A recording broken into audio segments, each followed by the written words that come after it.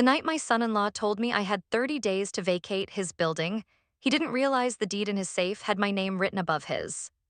He stood there in a tailored navy suit, holding eviction papers like he was doing me a favor. "Mr. Whitmore," he said smoothly, "it's just business, business." That word tastes different when it comes from someone who married your daughter. My name is Calvin Whitmore, I'm 62 years old, and that was the night my patience expired. For the last 12 years, my daughter Lily had been married to Ethan Kessler, rising real estate star of Chicago. To the world, Ethan was self-made, luxury developments, magazine interviews. Charity galas. To Lily, he was ambitious. To me, he was careful, too careful. He always called me sir instead of dad, always kept conversations surface level. Always avoided talking about money when I was in the room, because to Ethan, I was a retired mechanic living quietly off old savings. That's what I let everyone believe. I drove a 2008 Ford pickup. Lived in a modest brownstone, wore flannel shirts from hardware stores. Ethan loved appearances, I loved silence. 28 years ago, before Ethan ever stepped into real estate, I invested in land nobody wanted, abandoned industrial blocks, warehouse districts, flood-prone corners banks refused to touch. One of those properties, a mid-sized commercial building downtown, purchased through a holding company called Redwood Asset Group. Nobody knew I owned Redwood, not even Lily. I believed in something my father taught me: if people know what you have, they decide what you're worth. So I stayed invisible. Over time, Chicago changed, warehouses became lofts. Factories became office spaces, and that worthless building, now valued at $38 million. And guess who leased the entire property last year for his flagship headquarters? Ethan Kessler. He negotiated hard, bragged about securing the location, never once realizing who signed his lease approval. 3 weeks ago, I got a phone call from my attorney. "Calvin," he said, "Ethan is trying to force an ownership transfer through a redevelopment clause." I stayed silent. "He believes the building ownership is fragmented and vulnerable. He's planning to absorb it under Kessler Development." Absorb it like I was dead, like I didn't exist. I told my attorney to send me copies of everything. That's when I saw it. Ethan had filed a redevelopment claim stating the property owner was inactive and unreachable. Inactive, unreachable. I attend Sunday dinners at his house. Last Friday, Lily invited me over. "Dad, Ethan wants to talk business with you," she said carefully. "Business? There's that word again." I arrived at their penthouse at 7:00 p.m. sharp. Ethan poured wine, expensive, pretentious. Then he slid a thin folder across the marble island. "Calvin, the downtown property you lease from is being redeveloped. The ownership structure is changing." I opened it. Inside, a formal notice of eviction, signed by Kessler Development. "You'll need to relocate," he added calmly. "The new ownership group wants to maximize the space." New ownership group? I looked up at him. "And who would that be?" I asked evenly. He smiled. "My company." Silence settled heavy between us. Lily shifted uncomfortably. "It's not personal," Ethan said. "You'll be compensated fairly." Fairly. In my own building, I folded the paper slowly. "You're certain about this?" I asked. "Completely." That was the moment I realized something important. Ethan didn't just underestimate me. He had already counted me out. He had no idea the redevelopment clause required majority board consent from Redwood Asset Group, and Redwood Asset Group was me. I stood up, adjusted my old flannel jacket, and looked him in the eyes. 30 days, I repeated calmly. "Yes," I nodded once. "Good." Ethan smirked, thinking he'd won. He didn't notice the way I said it, because in 30 days, I wasn't the one leaving. I didn't argue with Ethan that night. That's what confused him most. I went home, placed the eviction notice on my kitchen table, and made one call. "Eleanor," I said when my attorney answered, "it's time." There was a pause on the other end. "I was wondering when you'd say that." By Monday morning, Redwood Asset Group's executive board had been notified of an emergency shareholder review. Ethan didn't know two critical facts. Redwood was not inactive. Redwood's board had been watching Kessler Development for months. See, when Ethan leased my building last year, he financed renovations aggressively. Too aggressively. He over-leveraged, all based on one assumption: that he would soon own the building outright. He built his empire on a foundation he didn't control, and foundations matter. Eleanor walked me through the numbers that afternoon. "Kessler Development has a liquidity issue," she explained. "If Redwood withdraws the lease or delays redevelopment approval, he violates two debt covenants." "How fast?" I asked. 30 days, she replied. 30 days, interesting. The same deadline he gave me. Candle family dinner round 2 Wednesday night. Lily called. "Dad, Ethan seems stressed. Are you okay with everything?" "I'm fine," I told her gently. "Are you?" Silence. "He says the building situation is complicated." It is, I agreed. She hesitated. Dad, he mentioned the previous owner hasn't been responsive. I almost smiled. Did he? There was something in her voice now, doubt. Cracks form quietly before structures collapse.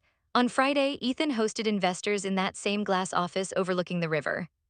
He promised expansion, announced a redevelopment launch date, spoke confidently about asset consolidation, what he didn't know. Redwood Asset Group had already sent formal notice disputing his redevelopment claim, and more importantly, we requested a full audit of lease compliance. Audits scare ambitious men, especially when paperwork isn't as clean as their suits. Saturday morning, my phone rang. Ethan, I let it ring twice before answering.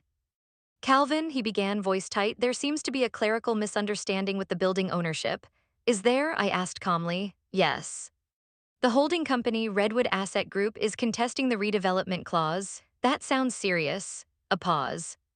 Do you know anyone associated with Redwood? I looked at the framed photo of Lily as a little girl sitting on my shoulders. I might, I said. Well, he forced a laugh. If you hear anything, let me know. These things can get messy. Monday morning, Redwood filed an injunction freezing redevelopment approval. By noon, two of Ethan's lenders requested updated collateral documentation. By 4 p.m., his CFO resigned. Stress exposes character faster than confrontation. That evening, Lily showed up at my brownstone unannounced. She looked tired. Dad, something's wrong, she said quietly. I poured her tea like I used to when she had nightmares as a child. What kind of wrong? I asked. Ethan says someone is trying to sabotage him. I met her eyes. Maybe someone is protecting what's theirs. She frowned slightly. What does that mean? Before I could answer, my phone buzzed. Alina. It's happening faster than expected, she said. If we call the full shareholder vote now, Kessler Development defaults immediately. I looked at Lily sitting across from me, my daughter, in the middle. Not yet, I replied softly. Give it one more week, because revenge isn't about speed, it's about timing, and Ethan still believed he was in control. He was about to learn something most developers forget. You don't tear down a building until you're certain who poured the concrete. By the following Thursday, Ethan stopped sleeping. I know that because Lily told me. He's up at 3 a.m. every night, she said quietly over the phone, running numbers, calling people. Good, pressure reveals truth. Redwood's audit team formally entered the building that morning. Not loudly, not dramatically, just professionals with clipboards and authority letters. They requested full financial and compliance documentation. Within 2 hours, word spread through Kessler Development's office. Investors started calling because audits mean risk. And risk makes wealthy people nervous. Alina sent me updated numbers that afternoon.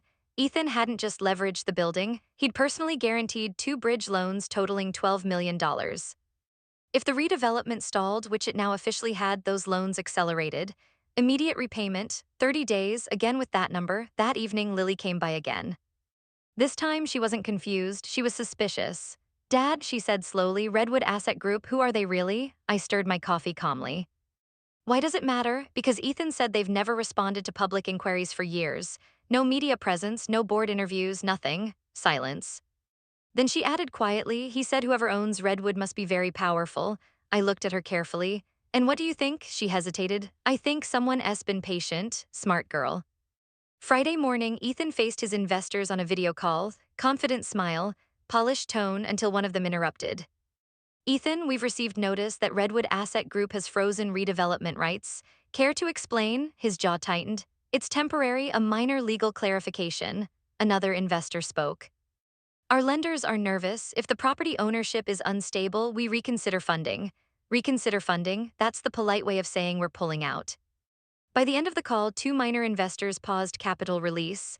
The dominoes had begun falling. That night, Ethan showed up at my house. No suit, no polish, just anger barely held together. You're involved, he said immediately. In what? In Redwood, in the audit, in all of this. I leaned back in my chair. That's a serious accusation. Don't play games with me, he snapped. You suddenly stop fighting the eviction. Redwood freezes development. My lenders panic. This isn't coincidence. I stood slowly.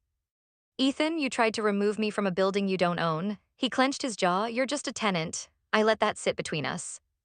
Then I said quietly, are you absolutely sure about that? For the first time, I saw uncertainty, real uncertainty. He left without another word.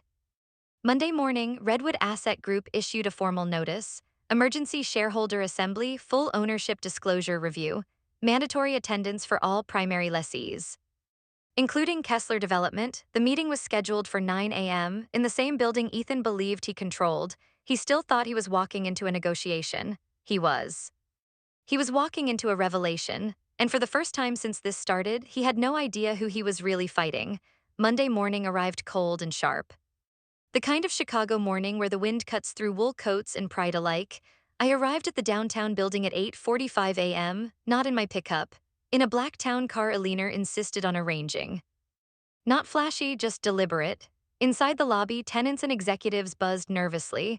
Word of the emergency shareholder assembly had spread fast.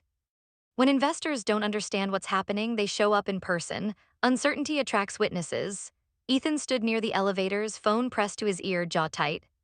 He looked like a man trying to plug leaks in a sinking ship with bare hands. When he saw me, his eyes narrowed. "You shouldn't be here," he said quietly. "I received an invitation," I replied. His nostrils flared, but before he could respond, Alina stepped forward. "Mr. Kessler," she said smoothly, "attendance is mandatory for all primary lessees." The elevator doors opened. No one spoke on the way up. The conference room on the 24th floor was full. Investors, legal counsel, senior tenants, two private lenders seated together near the front. And at the head of the long oak table an empty chair, Ethan noticed it immediately. "Where is Redwood's representative?" he asked sharply. "Right on time," Alina responded. "He's here." All eyes shifted to me. There's something powerful about silence when a room full of people is trying to process new information. I walked to the head of the table, pulled out the chair. "Sat down. My name," I said calmly, "is Calvin Whitmore, sole majority stakeholder of Redwood Asset Group." It wasn't dramatic, it didn't need to be. Shock is quiet before it becomes loud. Ethan's face drained of color. "That's not possible," he whispered. I slid a leather folder across the table. Inside were certified ownership documents, 30 years of filings, and the original acquisition paperwork. "I purchased this property 28 years ago through Redwood," I continued evenly. "I retained 82% controlling interest." A lender leaned forward. "So you are the majority owner of this building?" "Yes." "And you froze redevelopment rights?" "Yes." Ethan stood abruptly.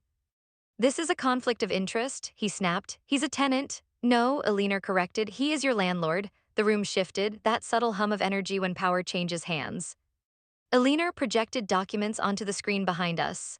"Under Section 14B of the lease agreement," she explained, "any redevelopment requires express written consent from the majority property holder." That consent was never granted. One of the private lenders spoke next. "Mr. Kessler personally guaranteed 2 bridge loans contingent on redevelopment approval. Without approval, repayment accelerates." The air tightened. "How much?" someone asked. $12 million, the lender replied calmly, "due in 30 days, the same 30 days he gave me." Poetic, the doors opened quietly. Lily stepped in. I hadn't told her to come, but she had figured it out. She looked from me to Ethan to the documents displayed on the screen. "Dad," she whispered. Ethan's voice cracked. "He tricked us." "No," I corrected gently. "I stayed quiet. There's a difference." Investors began speaking at once. "Why were we not informed? You assured us ownership was secured. You stated redevelopment was guaranteed." Ethan looked around desperately. "It was a technicality. It was a lie," one investor cut in. Alina didn't raise her voice when she delivered the final blow.